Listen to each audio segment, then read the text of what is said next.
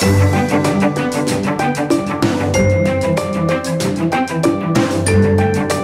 are live at NetSuite's 2018 Suite World Conference. I'm Michael Krigsman. I'm an industry analyst and the host of CXOTalk. And we're speaking right now with Gary Lowe, who is the CEO, the founder of SunMoon Foods. Hey, Gary, how are you? Thank you, Michael. I'm good. So, Gary, tell us about SunMoon Foods.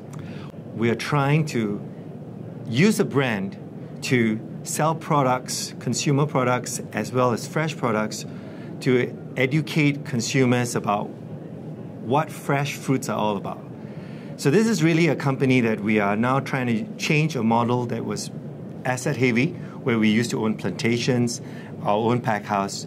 We've actually abandoned that heavy asset model to a very much asset-light model.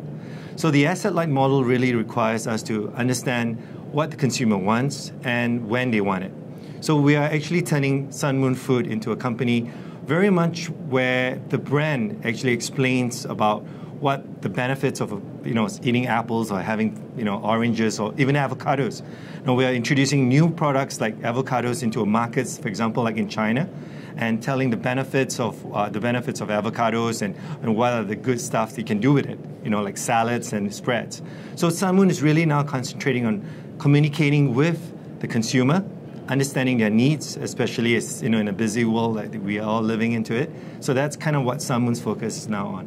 So you have a set of relationships with suppliers all over the world. That's right. So the kind of like the transformation that we turned this company around was, it was a company that had 1,900 hectares of plantation, which is 1 hectare is equivalent to like 1 baseball field, and we had 1.2 million trees.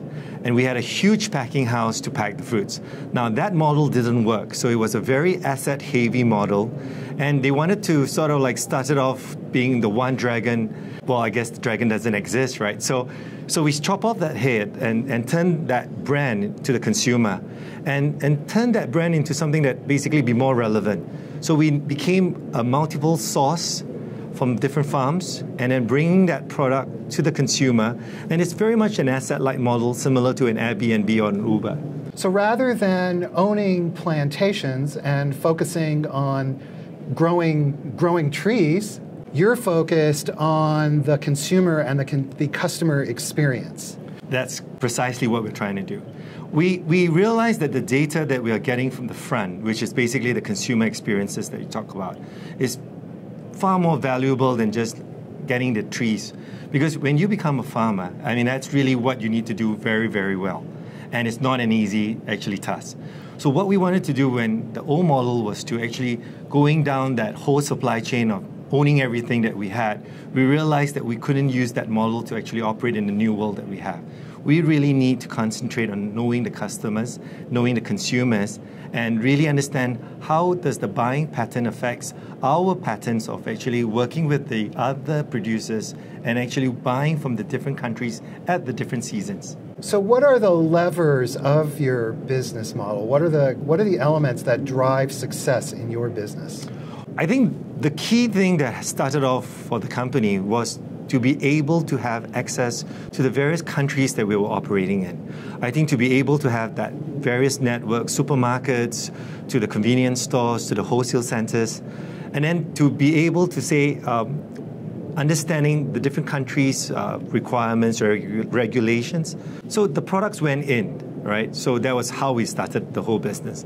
Then we leveraged on it by saying, well, if you got the access to the markets, now we are in 22,000 points of sales, and we are probably selling to almost 100 million households right now. So when we have about 157 suppliers, we have about 100 over SKUs. So all that requires us to actually understand what's going on, what are we buying, and where are we selling it to. And I guess the main levels is to ensure that leverage on that network that we have, make sure that we get the right products to the right marketplace, to the consumer at the right time. And you've been growing very rapidly. Well, it's been fortunate that this model actually has worked. On a top line level, we've been seeing growth growing at about 100%. So we hope that this momentum continues. So you're growing 100% a year, you are a public company, and you have got tentacles reaching out to suppliers, to consumers. How do you keep track of all of this? And then the product you're selling is perishable. Yes. Well, yeah, that's kind of like the essence of it all, right? Because it's sort of like I needed to make sure that we have a dashboard to be able to see what's going on, to fill the piles. So the ERP system was kind of key. And this is where we actually chose NetSuite One World and to basically be able to see everything on the dashboard. And I always use the example of like, I was like Captain Kirk in a Star Trek, in my enterprise. I needed to know what's going on. I can't run to the engine room and ask Scotty what's going on. So that's kind of like the key thing that we wanted to do. So we operated using an ERP system. Now on top of it, we actually added another layer, which is the Suite Commerce Advanced, which allow us to now be able to communicate with our B2B customers as well as the B2C customers. And then it builds upon the data going down to the ERP system. Now that really allows you to share with the suppliers that supplies to us, as well as the consumer data that we're gathering, to be able to then share that information and do something that's more collaborative. Making sure that we are transparent, which is not really the kind of trait that the perishable trait was used to be. But I think having that information now being available on an ERP system really is the difference. So you're managing the business through all of this data that's collected in one place. That's correct. And being able to share with that to everyone who's actually part of the ecosystem.